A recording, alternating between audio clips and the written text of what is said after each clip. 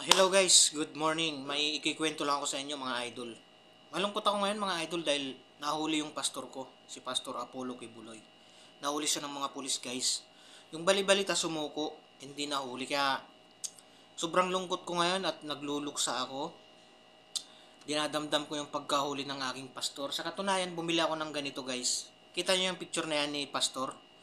Yung nakaganyan sa liig niya. Kaya bumili ako guys dahil nagkikisimpatya ako sa aking pastor. Gaganito ko to guys. Kasi siyempre dadamayan ko yung pastor ko. Ayan guys. Oh. Guys oh. Ganyan yung yung picture ni Pastor Apollo Kibuloy. Kaya bumili ako ng ganito para parehas kami. Lalabas ako diyan sa dito. Magsisigaw ako ng Justice Apollo Kibuloy. Kayong mga pulis kayo ha.